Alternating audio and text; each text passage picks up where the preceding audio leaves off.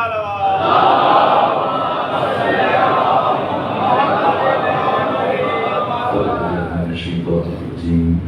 الله الرحمن الرحيم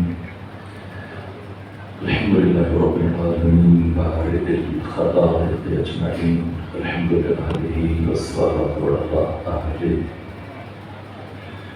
الصلاة والسلام على سيد الأنبياء والمرسلين الرب المؤيد رسولنا المسدد المصطفى الأمجد الحبيب الأحمد النبي الأمي المكي المدني السراج المنير الكوكب الدري صاحب الوقار والسكينة المبعوث بأرض المدينة سيدنا ونبينا وشفيع ذنوبنا طبيب قلوبنا وحبيب نفوسنا ومولانا أبي القاسم محمد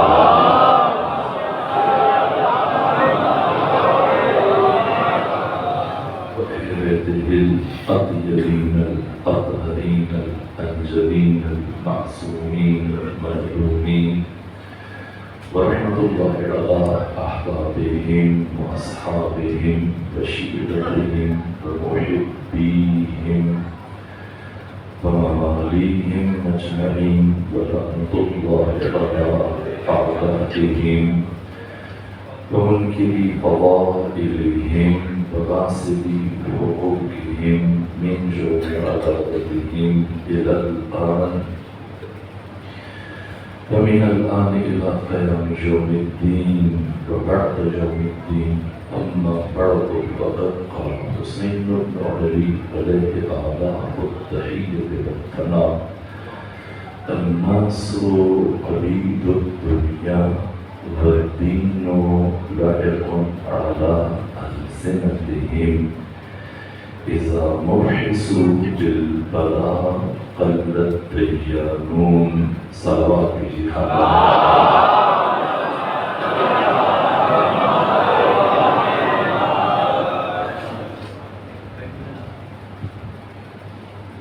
الناس قريب الدنيا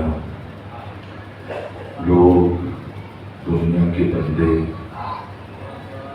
والدین لائق على ألسنتهم دین ان کی زبانوں پر رکھا ہوا ایک ذائقہ ہے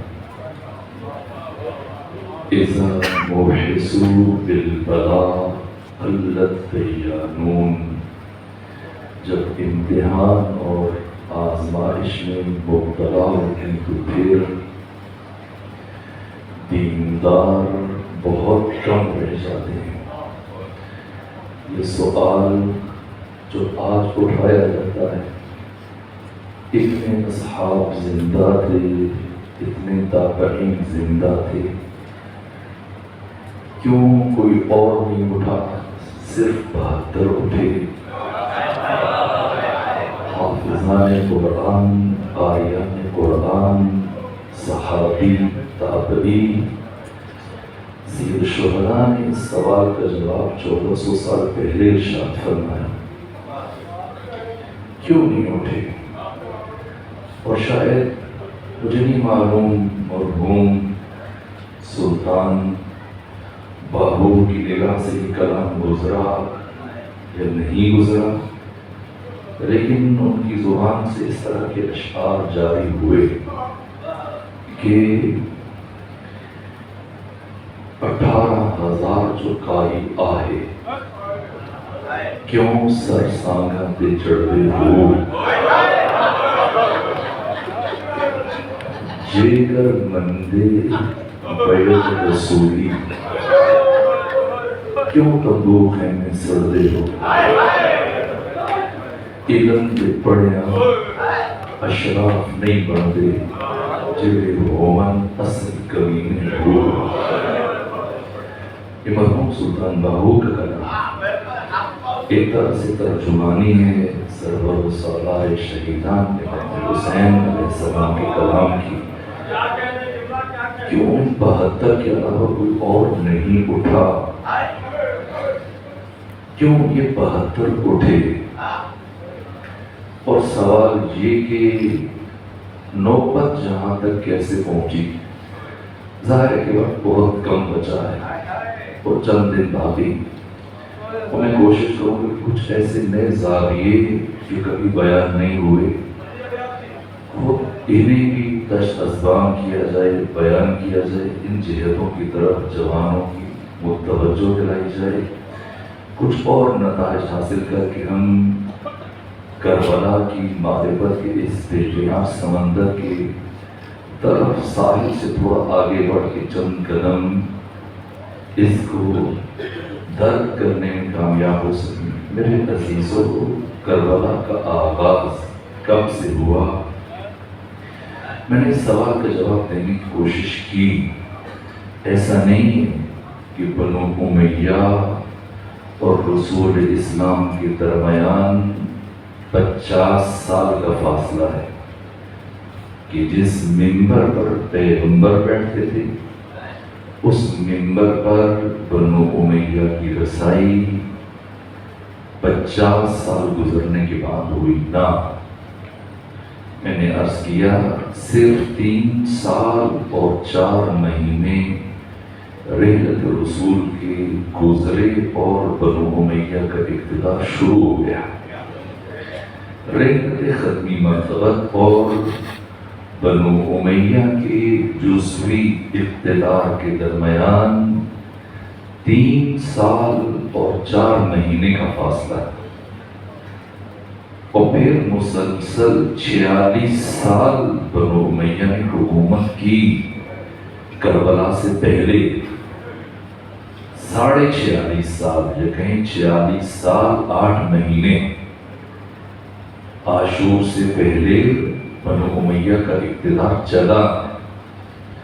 سوال وہ بنو امیہ جن پر ختمی مرتبت نے خلافت کو حرام قرار دیا، امام احمد ابن حنبل نے بیان کیا ہے، وہ احادیث نقل کی ہیں۔ مسند احمد ابن حنبل میں آپ دیکھیے، علی متقی ہندی نے کنز الامال میں ان احادیث کو بیان کیا، ابن حجر اسقلانی نے فتح الباری میں ان احادیث کو بیان کیا، امام حاکم نیشابوری نے مستدرک علی صحیحین میں حدیث کو ذکر کیا ہے۔ پیغمبر نے فرمایا کہ میری خلافت بنو امیہ پر حرام ہے۔ سوال یہ بنو امیہ کس طرح سے ختمی مرتبت کی مسند تک پہنچنے میں کامیاب ہو گئے؟ وہ بھی 50 سال بعد نہیں، 40 سال بعد نہیں، 30 سال بعد نہیں، 3 سال 4 مہینے کے بعد۔ اس کے عوامل کیا ہیں، اس کے اسباب کیا ہیں؟ صرف یہ ظلم نہیں ہوا، ختمی مرتبت اور آپ کی ذات پر، آپ کی شخصیت پر جو ظلم اٹھائے گئے، ان میں سے سر فہرست رحلت رسول کے فوراً بعد نقل حدیث پر پابندی لگا دی گئی۔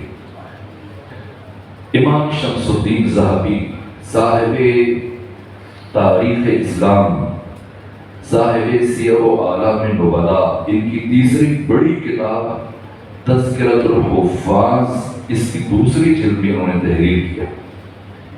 امام احمد ابن حنبل نے اپنی مسند کی تیسری جلد میں تحریر کیا، اور بڑی بڑی شخصیات نے، امام حاکم نیشابوری جنہیں برادران اہل تسنن کے ہاں امام المحدثین کہا جاتا ہے، انہوں نے کئی مرتبہ ان احادیث اور ان مسائل اور ان واقعات کو بیان کیا۔ رحلت رسول کے چند دن گزرنے کے بعد نقل حدیث پر پابندی لگی کہ کوئی رسول کی حدیث بیان نہیں کر سکتا۔ یہ تمام مورخین نے لکھا، ابن کثیر نے البدایہ والنہایہ میں لکھا، اور اس یہ تلاشا گیا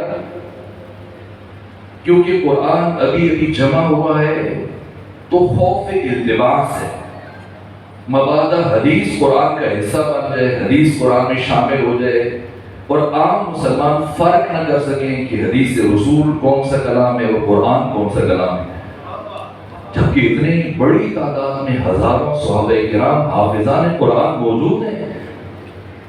مان لیں اگر قرآن کی ابھی تک باقاعدہ طور پر تدوین نہیں ہوئی، باقاعدہ طور پر لکھا نہیں گیا، تحریر نہیں کیا گیا، بالفرض سے بات مان لی جائے، پھر بھی ہزاروں صحابہ کرام ان کے سینوں میں قرآن مجید حفظ ہے، محفوظ ہے، یاد ہے.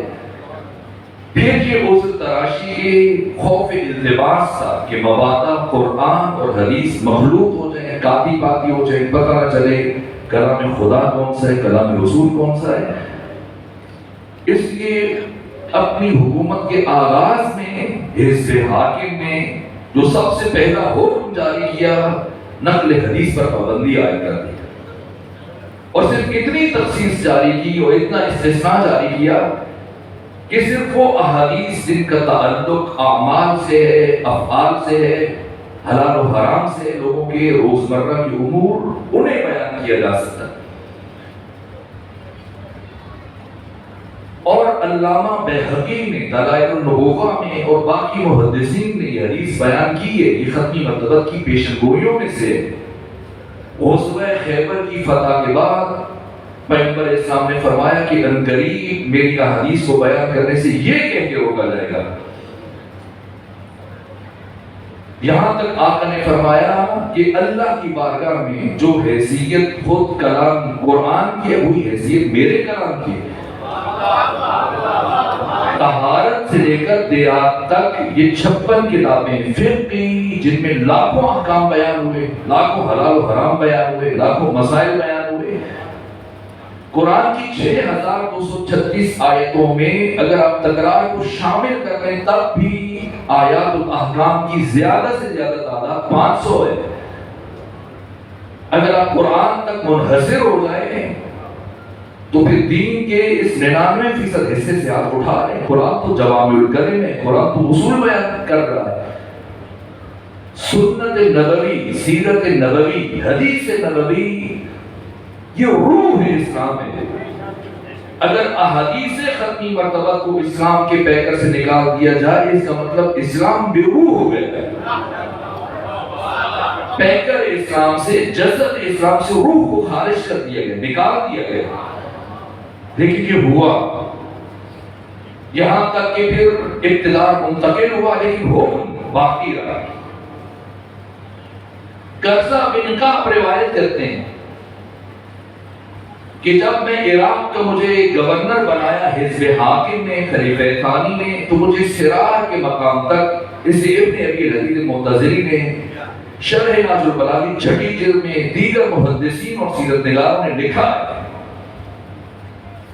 قرظہ بن کعب انصاری صحابی رسول اللہ وہ روایت کرتے ہیں کہ مجھے حاکم وقت نے، خلیفہ وقت نے بدرگہ کرنے کے لیے میرے ساتھ چلتے ہوئے مدینہ کی جو آخری حدود ہیں سرار کے مقام تک آئے. جب کہ مجھے عراق کا گورنر معین کیا اور جب مجھ سے رخصت ہونے لگے تو مجھ سے کہا قرظہ جانتے ہو میں تمہیں چھوڑنے کے لیے، میں یہاں تک تمہارے ساتھ چل کے کیوں آیا؟ کہا الوداع کہنے کے لیے، خدا حافظی کہنے کے لیے. کہا نہ، اس مقصد کے لیے نہیں آیا. اس مقصد کے لیے آیا کہ عراق کے مسلمان ابھی ابھی اسلام سے آشنا ہوئے ہیں، نو مسلم ہیں، ابھی ابھی عراق فتح ہوا ہے. ان کے سامنے ہرگز ختمی مرتبہ کی کسی حدیث کو نقل نہ کرنا، قرآن پڑھنا. میں چاہتا ہوں کہ عراق کے مسلمان قرآن کو اس طرح سے تلاوت کیا کریں جس طرح سے شہد کی مکھیوں کی چھتے سے بھنبھناہٹ کی آواز آتی ہے. اگر تم نے وہاں پر جا کر حدیث رسول کو بیان کیا، مبادا عراق کے نو مسلم افراد قرآن اور حدیث کو باہم مخلوط کرتے ہیں اور آپس میں کاتی باتی کرتے ہیں، اور قرآن اور حدیث آپس میں اس طرح سے مخلوط ہو جائے کہ پھر فرق کرنا مشکل ہو جائے کہ میں سے قرآن کون سا اور حدیث رسول کون سی. اس لیے تم حدیث بیان نہ کرنا. یہاں تک کہ کنز العمال میں علی متقی ہندی یہ سیاہ ستہ اور حدیث کی تمام کتابوں کا نچوڑ ہے. کنز العمال یہ کتاب ان ساری احادیث کا مجموعہ اور بڑی عمدہ ترتیب سے علی متقی ہندی نے اس سے مرتب کیا، تحریر کیا، یہاں احادیث کو جمع کیا مختلف موضوعات پر، اور پھر اسی موضوع پر تحریر کرتے ہوئے انہوں نے لکھا کہ 5 بڑی برجستہ شخصیات کو دوسری حکومت کے زمانے میں ان کے ٹریول پر، ان کے سفر پر پابندی عائد کر دی گئی کہ یہ افراد مدینے سے باہر نہیں جا سکتے، اور ان میں سے جو باہر تھے انہیں بھی واپس مدینے کو لا لیا گیا۔ ایک ابو درداء ایوب انصاری، ابو درداء انصاری، عبداللہ ابن مسعود، ابو ذر، وہ شخصیات کے جنہوں شدت سے کہا کہ آپ مدینے سے باہر قدم نہیں رکھ سکتے۔ یہ تو مولانا شفیع نعمانی نے بھی لکھا ہے۔ اور اگر تم پیغمبر کی کوئی حدیث بیان کرو گے تو پہلے مجھ سے اجازت لو گے اور مجھ سے تصدیق لو گے کہ یہ حدیث رسول کی ہے یا رسول کی نہیں ہے۔ مبادہ ایسی حدیث کی جس کے بیان کرنے سے مسلمانوں میں پریشانی پیدا ہو ہے،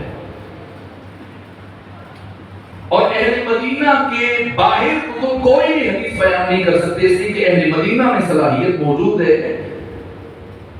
کہ وہ ختمی مرتبہ کے کلام کو تشخیص دینے کی صلاحیت رکھتے ہیں کہ حضرت کا کلام ہے یا نہیں، لیکن باہر والے نہیں رکھتے۔ اس لیے تمہیں حق نہیں کہ تم مدینے سے باہر قدم رکھ سکو۔ اور جب تیسرا مرحلہ شروع ہوا اور اس شرط پر ان کو حکومت سونپی گئی تھی، عبد الرحمن بن عوف مکی نے یہ عہد دیا، قرآن، سنت اور سیرت شیخین، جسے مولا متقیہ نے رد کر دیا تھا۔ پہلے عبد الرحمن بن عوف مکی نے جب 3 ایک طرف ہو گئے، 3 دوسری طرف، تو مولا متقیہ سے پوچھا بتائیں وعدہ کرتے ہیں آپ کہ قرآن اور سنت اور سیرت شیخین پر عمل کریں گے؟ امیر المومنین نے فرمایا جہاں تک قرآن اور سنت رسول کی بات ہے تو قرآن اور سنت رسول علی کی جان ہے، لیکن اس سے ہٹ کر اگر کوئی بات ہے تو وہ بات علی ابن ابی طالب کو قابل قبول نہیں ہے۔ لیکن جو دوسرے فرق موجود تھے انہوں نے وعدہ کیا اور اس وعدے کو کافی حد تک نبھایا بہت ساری چیزوں میں۔ ان میں سے ایک حکم تھا جس کے تسلسل کو برقرار رکھا گیا اسی شدت کے ساتھ اور اسی آب و تاب کے ساتھ، لیکن بات جہاں تک نہ ہوئی، یہاں تک کہ ختمی مرتبہ کی جو احادیث تھی، بڑی بڑی شخصیات اور جلیل القدر صحابہ کرام کے پاس مکتوب صورت میں چمڑوں پر جو لکھی ہوئی گئی تھی، ہڈیوں پر لکھی ہوئی تھی، انہیں جمع کر کے جلا دیا گیا۔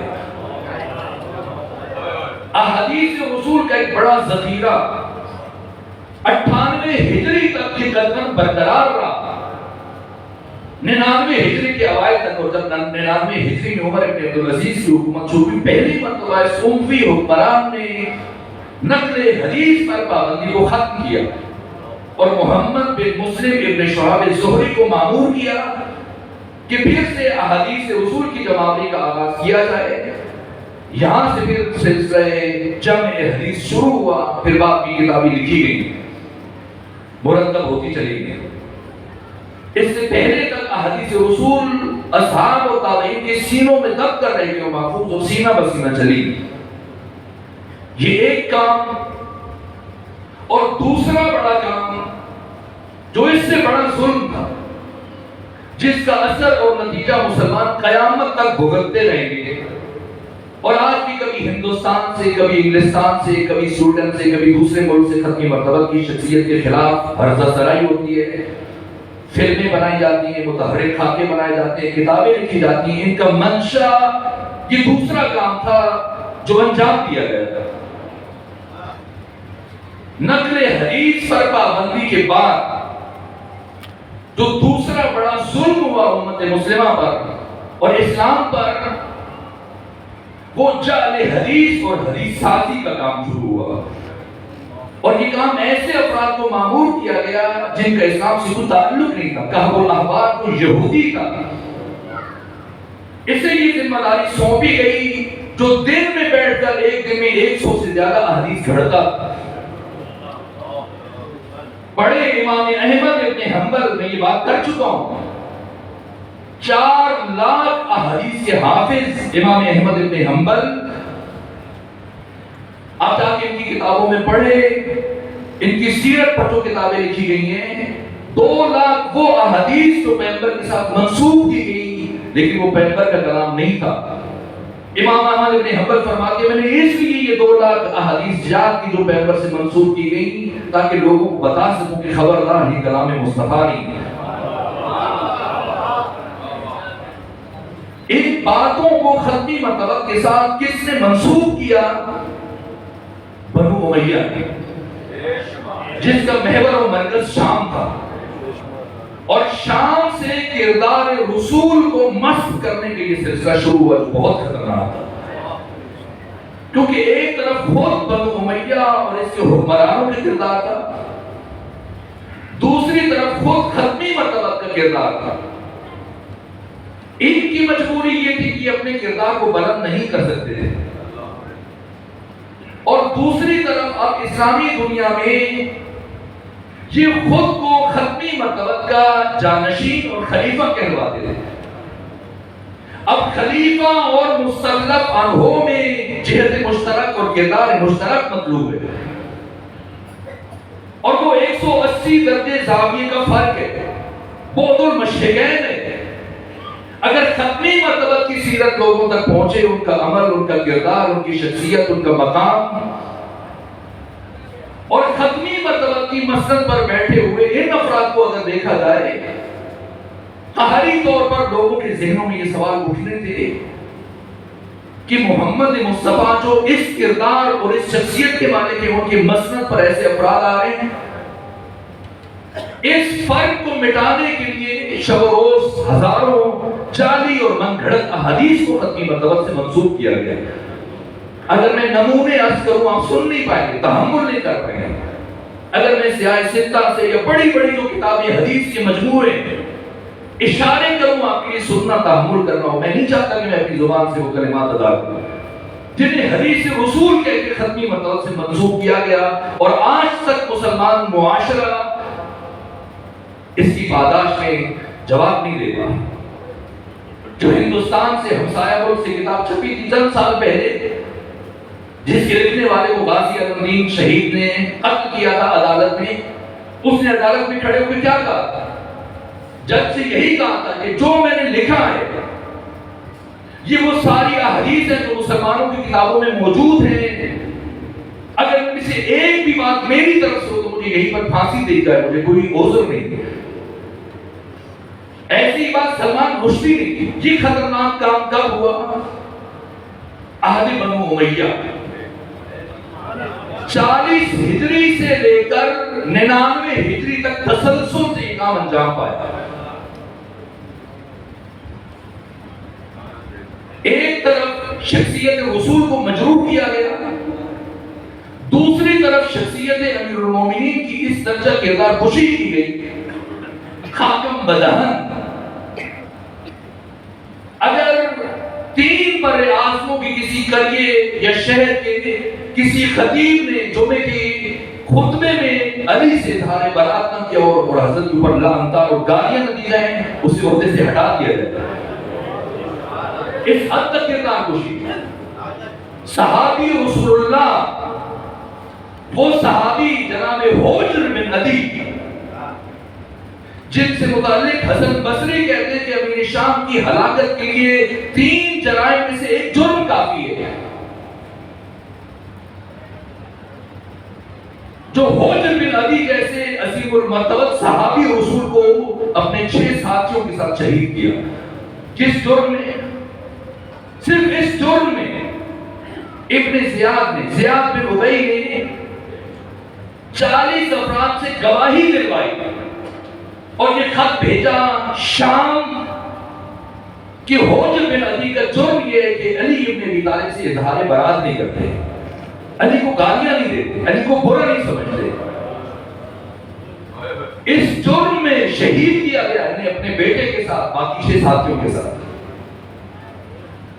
اور جن 40 افراد نے ان کے اوپر دستخط کیے، وقت نہیں ہے میں شاید کل یا پرسوں میں سے کچھ نام لوں تاکہ واقعہ کربلا کے پھر وہ اہم پہلو ان سے اور قریب ہو جائے۔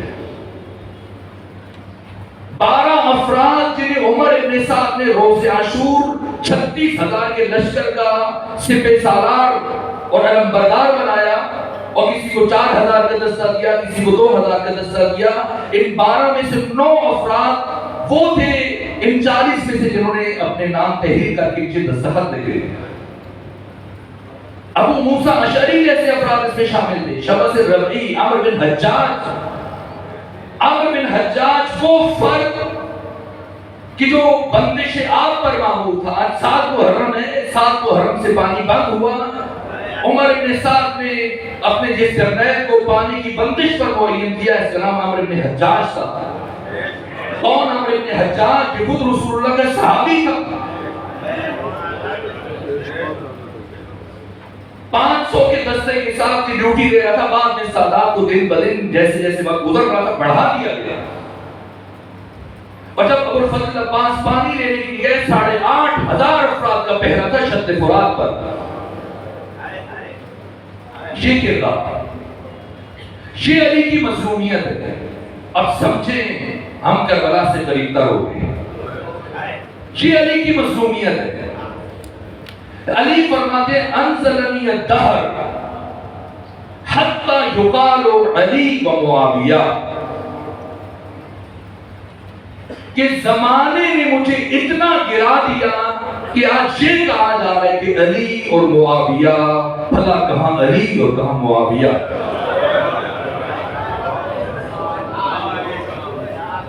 آخر کیا ہوا؟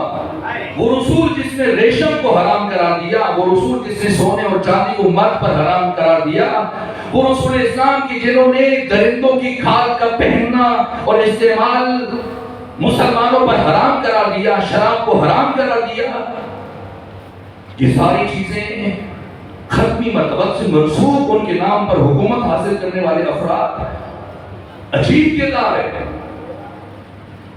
عجیب کردار ہے۔ ابن حجر اسقلانی نے جو بیان کیا ہے، حبیب السیر میں نے عجیب واقعہ دیکھا ہے۔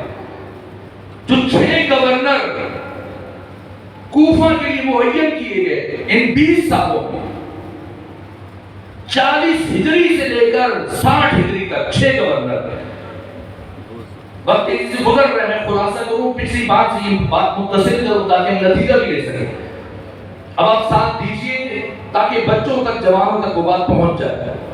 پہلی بات آپ میرا ساتھ دیں اور بتائیں تاکہ مجھے بھی تسلی اور تشفی اور اطمینان ہو جائے کہ میں بہت جلدی بول رہا تھا، لیکن اب ساری گفتگو کا خلاصہ اور نچوڑ اور نتیجے تک ہم پہنچ سکیں۔ مروان بن حکم جو کئی سالوں سے مدینے کا گورنر تھا، امیر شام نے کیوں ہٹایا؟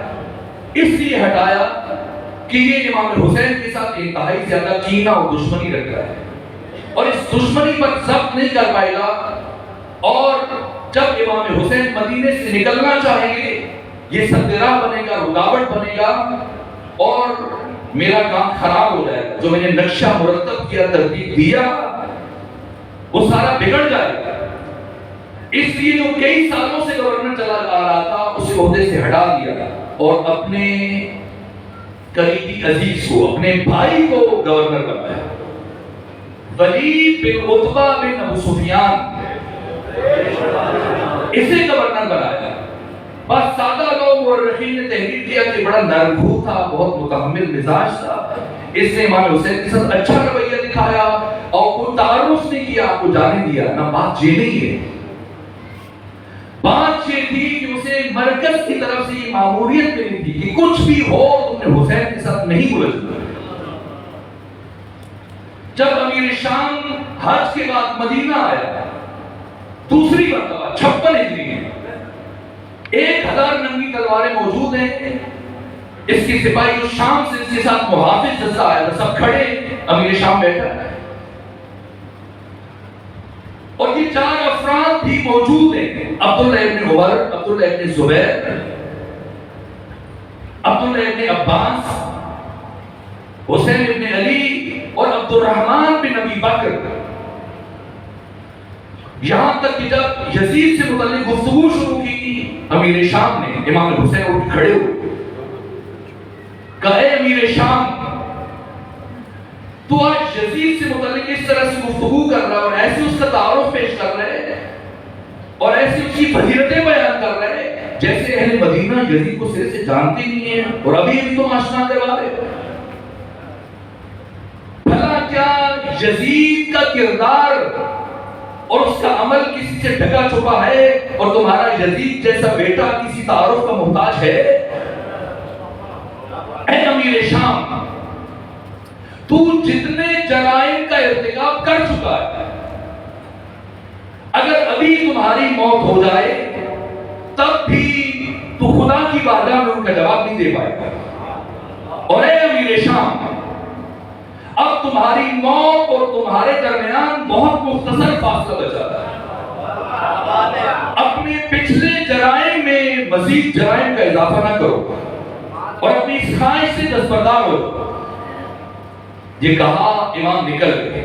امام اٹھے، عبداللہ بن زبیر بھی پیچھے اٹھا، عبداللہ بن عمر، عبد الرحمن بن ابی بکر، یہ چار شخصیتوں کے بیٹے، دو خلفاء کے بیٹوں کو امیر شام نے قتل کروایا۔ ایک خلیفہ اول کے فرزند کو عبد الرحمن بن ابی بکر پہلے 1,00,000 درہم بھیجے، یہ قبول کریں۔ جناب عبد الرحمن بن ابی بکر نے جواب میں کہا کہ میں اپنے دین کو دنیا کی عوض نہیں بیچوں گا۔ وہ 1,00,000 درہم واپس کر دیا۔ دوسرے خلیفہ سوم کے فرزند جناب سعید بن عثمان بن عفان کو، جو خراسان کے گورنر تھے، جب انہوں نے تھوڑی مقاومت دکھائی تو سعید کو بھی راستے سے ہٹا دیا۔ میں نے عرض کیا کیسے ہٹایا۔ دوسرے خلیفہ کے فرزند کو پہلے اس نے انکار کیا، لیکن پھر 1,00,000 درہم لے کر تمام مورخین نے لکھا وہ خاموش ہو گئے۔ صرف امام حسین بچے تھے، اور جب آپ رخصت ہو گئے تو پڑھیں تواریخ میں دوسرا جملہ جو کہا امیر شام نے، کہا کہ اپنے ساتھیوں کو پہلے سے اس نے سمجھایا ہوا تھا۔ وہ بولے، کہا امیر شام آپ نے ہمیں اجازت کیوں نہیں دی کہ ہمیں چاروں کی سر قلم کر دیں؟ ہمیں کیسے اجازت دیتا جبکہ یہ چاروں میرے بیٹے یزید کی بیعت کر چکے ہیں؟ جیسے نے بتایا گیا پہلے سے ان کو آمادہ کیا گیا کہ انہوں نے تو مخفی بیعت کی ہے، ہم چاہتے ہیں کہ علنی طور پر بیعت کریں، اور اگر علنی طور پر بیعت نہیں کرتے تو ہمیں اجازت دیں کہ ہم چاروں کی سر کاٹ دیں۔ کہیں یہ بڑے بزرگوار ہیں اور قریب علنی طور پر بھی بیعت کر لیتے ہیں۔ جس طریقہ کار تھا، آپ کربلا کے واقعے کو معمولی واقعہ نہ سمجھیے۔ اگر سادگی سے مطالعہ کریں گے، حسین اور یزید پر رکے رہیں گے تو بات سمجھ میں نہیں آئے گی۔ جب تک تاریخ کے اندر موجود ان واقعات کے تسلسل کو آپس میں بالترتیب اس طرح سے نہیں پڑھیں گے کہ آپ نتیجے تک پہنچ سکیں، اب کبھی بھی نتیجہ، وہ نتیجہ جو حقیقی نتیجہ اسے حاصل نہیں کر سکتے۔ یہاں تک کہ 6 گورنر جو کوفہ کے تھے، جنہوں نے برجستہ ترین روشید حجری جیسی شخصیت کو قتل کیا، کمیل ابن زیاد نخعی، وہ جس شخصیت سے منصوب آپ دعا پڑھتے ہیں، دعا کمیل، انہیں شہید کیا، حجر بن علی کو شہید کیا، عامر بن حمد کو شہید کیا، اتنی برجستہ ترین شخصیتوں کو، میثم تمار کو شہید کیا، اور ہزاروں کی تعداد میں کوشش کی گئی کہ کوفے کو تشیع سے خالی کر دیا جائے۔ اور کس کردار کے حامل افراد کو حکومت دی گئی میں بیان نہیں کر سکتا، آپ تاریخ پڑھ لیجیے۔ ان 6 میں سے ایک فرد وہ ہے عبد الرحمن بن ام حکم، جو امیر شام کا بھانجا ہے، جن 11 افراد پر امام صادق ہر نماز کے بعد نام لے کے لعنت کرتے تھے، ان میں سے ایک عبد الرحمن بن ام حکم ہے۔ اگر میں صرف اس کی مظالم کو بیان کروں کہ جو اس نے اپنے عہد اقتدار میں کوفہ میں انجام دیا، شاید ایک گفتگو درکار، کم سے کم ایک گفتگو درکار۔ اب سمجھیں، مدینہ میں مروان بن حکم کو عہدے سے ہٹایا اور اسے نئی ماموریت سونپ دی، کہا کہ تم نے حسین بن علی پر مسلسل نگاہ رکھنی ہے، دارالامارہ کی ذمہ داری، حکومت کی ذمہ داری میرا بھائی ولید بن عتبہ انجام دے گا۔ تم نے صرف اور صرف حسین پر نگاہ رکھنی ہے کہ اہل عراق میں سے کون کون آتا ہے حسین سے ملاقات کرنے ہے، اور مروان بن حکم کا وظیفہ جاسوسی، جو افراد مختلف خطوں سے، یمن سے بالخصوص عراق سے امام حسین سے ملنے آتے ان کی فہرست مرتب کی جاتی تھی. ادھر جو ملنے کے لیے آ رہا ہے وہ فہرست کوفہ روانہ کی جاتی ہے، اور جب وہ مل کی جاتا تو تھوڑے عرصے کے بعد اس کی شہادت ہو جاتی ہے. اب ولید بن عتبہ نے بغیر تعارف سے امام کو روانہ کر دیا. مکہ کے گورنر نے بغیر تعارف سے امام کو جانے دیا. نعمان بن بشیر نے خاموشی اختیار کی کہ اگر تقیہ کی وجہ سے کوئی مومن بچ گیا ہو تو وہ سر اٹھائے گا. اور جب سب سامنے آ گئے کون کون مسلم ابن عقیل کے ساتھ ہے، کون کون آپ کو جا کے درہم و دینار دے رہا ہے، کون آپ کے پاس تلواریں جمع کروا رہے ہیں، کون پیش ہے، تو پھر ان افراد کی لسٹیں مرتب کی گئی. اور اب عبید اللہ ابن زیاد کو حکمران بنایا گیا تاکہ جو افراد سامنے آئے یا قتل کیے جائیں یا اسیر کر دیے جائیں یا شہر بدر کر دیے جائیں.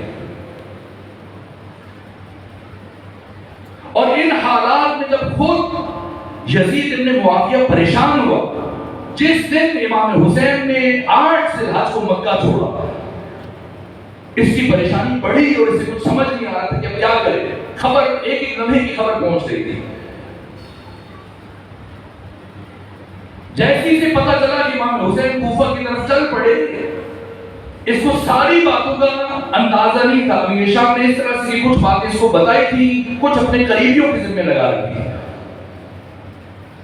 اور جیسے جیسے امام حسین مکہ سے باہر چل رہے تھے، اس کی پریشانی اتنی بڑی کہ اس نے کھانا پینا چھوڑ دیا.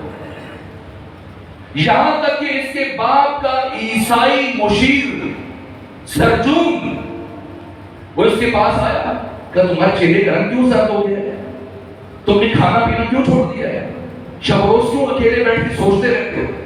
کہ حسین کوفہ کی طرف بڑھ رہے، مبادا اگر حسین نے کوفہ پر قبضہ کر لیا اور اہل کوفہ کے ساتھ مل کر میرے خلاف جنگ کی تو میں کیا کروں گا، جس طرح سے حسین کا سامنا کروں گا.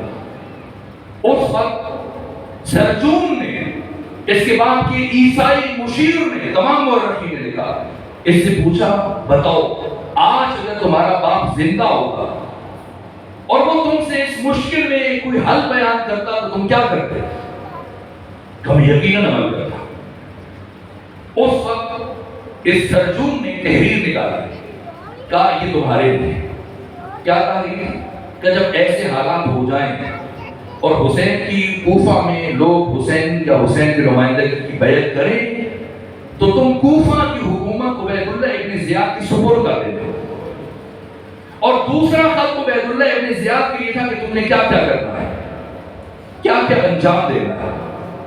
بس میرے عزیز ہو، میں نے چند پہلو اور آج جو شروع کیے تھے وہ رہ گئے، مجھے تعصب ہو رہا ہے لیکن وقت کی کمی کے باعث میں صرف یہ بات ضروری تھی، جو بات رہ گئی اب میں کوشش کروں گا کہ کل اور پرسوں کی گفتگو میں میں خود براہ راست جو یزید کا کردار ہے کربلا میں اور عاشورہ میں، ان 4 مہینوں میں عاشور سے پہلے اس نے کیا کیا کام کیے، شام سے کتنے افراد کو بھیجا اور کوفہ سے کن کن جنرلوں کو منتخب کیا اور کربلا میں کس نے کیا کیا کردار ادا کیا. میں عرض کروں گا، کل عرض کروں گا، شرمندہ ہوں، وقت ختم ہو گیا. ان حالات میں جبکہ ایک طرف روح ہے اسلام کو پیکر اسلام سے نکال دیا گیا ہے، حدیث، سنت نبوی اور کردار مصطفیٰ، دوسری طرف ختمی مرتبت اور مولے متقیان کے جانثار اصحاب کو چن چن کر راستے سے ہٹا دیا گیا. کون بچا تھا؟ مالکی اشتر نخعی جیسی شخصیت قلزم کے مقام پر انہیں زہر دے دیا. اس کے علاوہ بڑی بڑی برجستہ ترین شخصیتیں جو بھی امام حسین کا ساتھ دے سکتا تھا، جیسی مدینہ سے خبر آتی تھی اس کی موت کا حکم شام سے صادر ہو جاتا تھا، اسے قتل کر کو سر بھی. اسلام میں سب سے پہلا سر جو ایک شہر سے دوسرے شہر بھیجا گیا وہ صحابی رسول عمرو بن حمد کا تھا. جو کوفے سے کاٹ کے شام بھیجا گیا. یہ جلیل القدر صحابی حافظ قرآن آج ہم خال المومنین گئے. یہ مومنوں کے خالو ہیں, مومنوں کے ماموں ہیں. وہ خالو ہے عبد الرحمن بن ابی بکر جنہیں شہید کر دیا گیا. وہ کون ہے؟ کیا وہ ام المومنین کے بھائی نہیں ہیں؟ محمد بن ابی بکر جنہیں قتل کرنے کے بعد پھر گدھے کو اس کے شکم کو چاک کیا گیا, اس کے شکم کو خالی کر کے ان کے جسد کو گدھے کے اندر بھر کے اس کے شکم کو سی دیا گیا اور بعد میں آگ جلا دی. نہ بھائی کی دنیا میں قبر بنی, نہ بہن کی قبر بنی. خلیفہ اول کے بیٹے کا قاتل کون ہے؟ خلیفہ اول کی بیٹی کا قاتل کون ہے؟ محمد بن ابی بکر. کس نے شہید کیا محمد بن ابی بکر کو؟ یہ برجستہ ترین شخصیت کی آج دنیا میں قبر نہیں ہے. ختمی مرتبہ کی زوجہ کو کس نے شہید کیا ہے؟ ایک فرد کو اٹھا کے جب کوئی اور ان سے متعلق بات نہیں کرتی ہے پھر اس طرح کی باتیں کرتے ہیں. یہ خال المومنین ہیں, یہ مسلمانوں کے ماموں. اگر وہ ماموں ہے تو بھائی بن اختر کو نانا بنا لیجیے. بھائی بن اختر امہات المومنین میں سے ایک زوجہ کے باپ ہے, وہ یہودی ہیں. پھر انہیں نانا کرا لے لیجیے. اور اگر امیر شام خال المومنین ہے تو پھر اس کے بیٹے یزید کے ساتھ کیا رشتہ بنے گا مسلمانوں کا؟ اگر وہ مومنوں کا ماموں ہے تو یہ پھر ماموں زاد ہے, پھر اسے ماموں زاد بنا لیجئے. اس لیے چند سال پہلے 3 سال پہلے کراچی میں یہ بلی تھیلے سے باہر آئی اور امیر یزید کے زندہ باد کے نعرے لگے. نہیں لگے کراچی میں؟ بھول گئے؟ لگے. بات خال المومنین تک نہیں رکے گی, پھر بات یزید تک آ جائے گی. وہ ماموں ہیں پھر انہیں امیر مانگی. جیسی روح ویسے فرشتے. صاحبان ذوق کے لیے جملہ عرض کرنے لگا ہوں. جیسی روح ویسے فرشتے. روح کافر ہو تو پھر دل کا امیر یزید بن جاتا ہے, اور جب روح مسلم ہو تو پھر امیر صرف اور صرف حسین ابن علی بن جاتا ہے.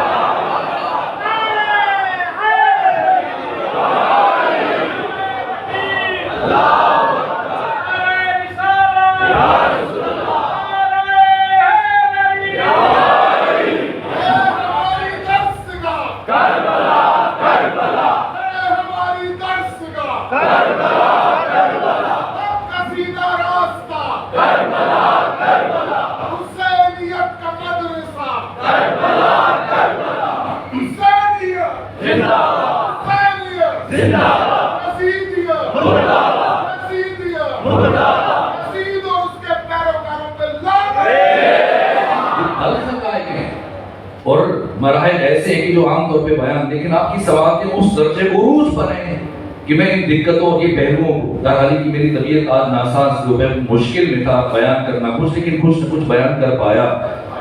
کوشش کریں کہ باقی دنوں میں وہ اہم ترین پہلو عرض کروں. کچھ بھی ہو جاتا, امام حسین 72 کے بجائے 7200 افراد کو یزید کے مقابلے میں لے آتے. پھر بھی کربلا تاریخ میں ابدی حیثیت اختیار نہ کر سکتی. پھر بھی کربلا سرمدی نہ بن سکتی. اگر حسین ابن علی ان 72 کے ساتھ 2 چھوٹے چھوٹے بچوں کو نہ لے کے آئے,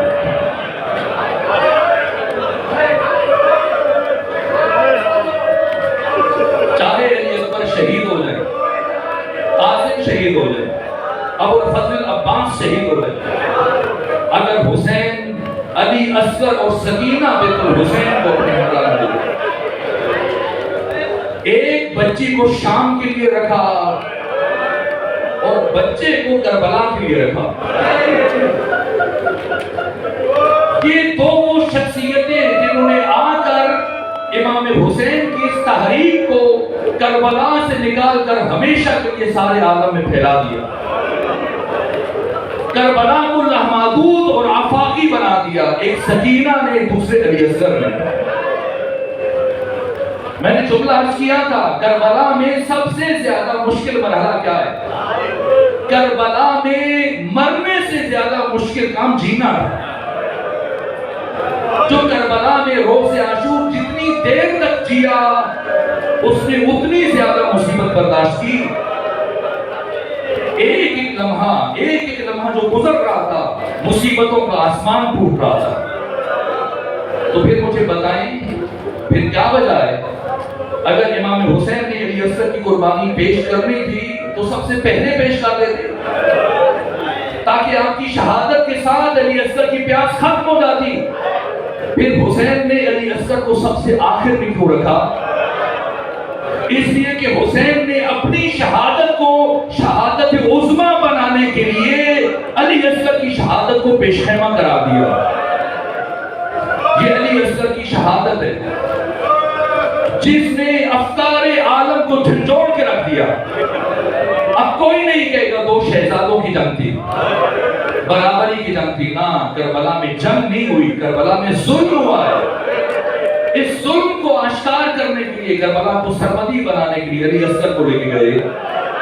کون علی اصغر؟ جب خطبہ دینے کے بعد صدا استغاثہ بلند کی، حل من ناصر ینصرنا حل من مغیث یغیثنا حل من داع یذوب عن حرم رسول اللہ. کسی دشمن کی طرف سے آواز نہیں آئی لیکن خیموں کی طرف سے گریے کی آواز بلند ہوئی. امام حسین نے گھوڑے کو ایڑ لگائی، خیام کے دروازے پر پہنچے اور اپنی بہن زینب کو بلایا. تو بہن زینب میں نے منع کیا تھا میری زندگی میں گریہ نہ کرنا، دشمن خوش ہوگا. تو بھیا حسین کیا کریں گے؟ عجیب قیامت کا منظر ہے، اگر آپ دیکھیں گے آپ سے بھی برداشت نہیں ہو پائے گا. کہ بہن زینب کیا ہوا؟ کہ جب سے آپ نے صدا استغاثہ بلند کی علی اصغر نے جھکنے میں تڑپنا شروع کیا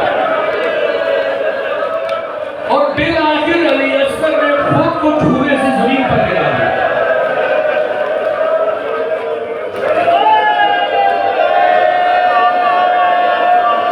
خدا نے آوازوں پر اپنی رحمت نازل فرمایا. سیدہ زہرا روز قیامت میں آپ کی شفاعت فرمائے. کوئی سمجھا نہ وہاں سید ابرار کی بات، ایک سپاہی نے سنی فوج کے سالار کی بات اور گر کے جھولے سے علی اصغر نے کیا ہے ثابت. صرف دلدار سمجھ سکتا ہے دلدار کی بات. آگے بڑھے، علی اصغر کو اٹھا کر باہر جانے لگے. گرس شہید کی ماں آگے بڑھی، ام رباب آگے بڑھی. کہا آقا کچھ لمحوں کے لیے علی اصغر میرے سپورٹ کر دیجیے. مشکل مراحل ہے لیکن چاہتا ہوں کہ دو جملے اور عرض کر سکوں. کچھ لمحوں کے لیے علی اصغر میرے سپورٹ کریں. باقی بیویوں نے خیال کیا ام رباب کے لیے علی اصغر سے جدائی بہت مشکل ہے، اس لیے شاید اچھی طرح اپنے بیٹے سے ملنا چاہتی ہیں. لیکن ام رباب جب علی اصغر کو اپنے اس خیمے میں لے کے گئی جہاں پر بیوی کا قیام تھا، 4 کام کیے. کیا کیا؟ سب سے پہلے علی اصغر کا کرتا تبدیل کیا، نیا کرتا پہنایا. پھر بالوں میں کنگھی کی. تیسرا کام آنکھوں میں سرما لگایا. اور چوتھا کام ایک رومال آپ کی کمر میں ایسے باندھا جیسے کوئی سپاہی میدان جنگ کی طرف جاتا ہے. اور پھر جناب علی اصغر کی آستینوں کو یوں الٹ دیا جیسے ایک سپاہی جہاد کے لیے میدان جنگ کی طرف روانہ ہوتا ہے. 5 کام کرنے کے بعد علی اصغر کو ہاتھوں پہ اٹھایا. آج پاس پڑھنے والے پڑھتے ہیں کہ دشمن نے اس بچے پر تیر چلایا جسے نہیں پتا تھا تیر کھانے کے بعد ہنسنا چاہیے، تیر کھانے کے بعد رونا چاہیے. میں عرض کروں گا ایک بچے کو کانٹا چبھے تب بھی وہ ہوتا ہے. علی اصغر کو تکلیف نہیں ہوئی تھی؟ نہ، یہ بات نہیں ہے. پھر گریہ نہ کرنے کا سبب کیا تھا؟ جیسے جیسے ہی ماں نے ہاتھوں پر اٹھایا 3 وصیتیں کی. کہا علی اصغر میں نے سن رکھا ہے, علی اصغر میں نے سن رکھا ہے, آج کے دن آپ کو میدان میں تیر لگے گا. اور اے علی اصغر جب آپ کو تیر لگے ہو سکے تو رونا نہیں, ہنس دینا. کیوں؟ آپ کے بابا صبح سے لاشیں اٹھا اٹھا کے تھک چکے ہیں.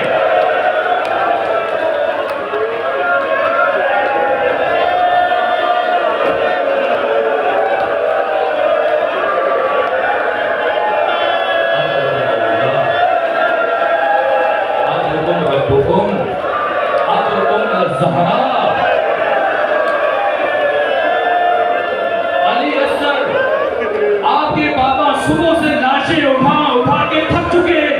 اگر آپ روئیں گے آپ کے بابا کے دل کو تکلیف پہنچے گی. اور اے علی اصغر اب جب آپ کو تیر لگے گا آپ شہید ہو جائیں گے, اور آپ کے دادا علی اور آپ کی دادی فاطمہ زہرا یہ دونوں حوض کوثر پر آپ کا انتظار کر رہے ہیں. جب آپ ان کے پاس پہنچیں گے, اگر دادی فاطمہ زہرا نے پوچھا علی اصغر بتاؤ تمہاری ماں نے تمہارا چہرہ دھلا کے کیوں نہیں بھیجا, تو بتانا دادی اماں پانی پینے کے لیے بھی موجود نہیں تھا, ورنہ میری ماں میرا چہرہ دھلا کے بھیجتی.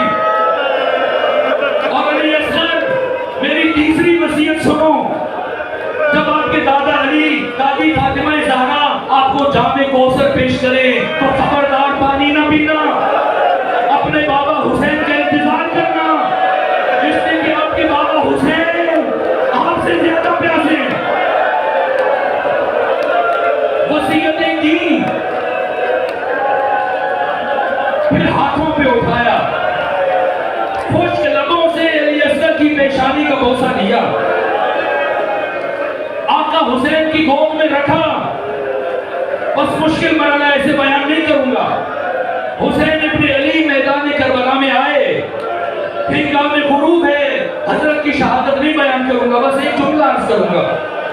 میدان کربلا میں آئے, میرے عزیزو آپ کی ملتان میں صاحب اولاد بیٹھے ہیں, آپ کے چھوٹے چھوٹے بچے ہیں. جب ان بچوں کا دودھ چھڑوایا جاتا ہے کیا کرتے ہیں؟ کیا کرتے ہیں؟ ان کے لیے مٹھائیاں لے کے آتے ہیں, ان کے لیے کھلونے لے کے آتے ہیں. اللہ کی قسم تاریخ انسانی میں کسی بچے کا دودھ اس طرح سے نہیں چھڑوایا گیا جس طرح سے رباب کی علی اصغر کا چھڑوایا گیا. حسین لائے, بس آخری جملہ, حسین لائے علی اصغر کو ہاتھوں پہ, 72 کی لاشیں اٹھانے والے حسین. 2 دن باقی ہیں, شب عاشور آپ ایک عمل کریں گے. جو شب عاشور کے اعمال ہے ان میں سے ایک عمل یہ ہے کہ 7 دفعہ قدم آگے بڑھائیں, 7 دفعہ قدم پیچھے لے کے جائیں. یہ عمل امام حسین کے روز عاشور کے عمل کی شبیہ ہے. یہ عمل حسین نے کب انجام دیا تھا؟ روز عاشور جب علی اصغر کی لاش کو خیام کے پاس لے کے آئے, 7 دفعہ آگے بڑھے, 7 دفعہ پیچھے ہٹے. سوچ رہے تھے اگر علی اصغر کو اسی حال میں خیمے کے اندر لے گیا, کوئی بی بی علی اصغر کی حالت دیکھے نہ جائے, پلٹ آئے. کہاں پہنچے؟ کہاں پہنچے؟ خیام کی پشت پر, خیام کی پشت پر وہ موقع جہاں حضرت کی شمشیر نے گریا کیا. تاریخ انسانی میں پہلی مرتبہ حسین نے اس شمشیر سے وہ کام لیا. ایک مرتبہ قبر کھودی, اور قبر کھودنے کے بعد جب قبر کھود گئی حسین نے خواہش کی, حسین کی کوشش کی میرا علی اصغر اس قبر میں چلا جائے, دشمن کے حملوں سے محفوظ رہ جائے, سر کٹنے سے بچ جائے. حسین نے علی اصغر کو قبر میں اتارا اور پاؤں کی طرف سے بریک ڈالنا شروع کی. اور حسین جب سینے تک پہنچے, اب حسین کو ہمت نہیں ہو رہی کہ کس طرح اس جان جیسے چہرے پر کربلا کی کارنیت کو منتقل کرے. حسین سوچ رہے ہیں کہ کس طرح سے علی اصغر کے چہرے پر کربلا کی کارنیت ڈالے. جب کسی نے کندھے پہ ہاتھ رکھا, حسین نے مڑ کر دیکھا, ام رباب کھڑی, یہ درخواست کر رہی تھی آقا حسین جائے میدان کربلا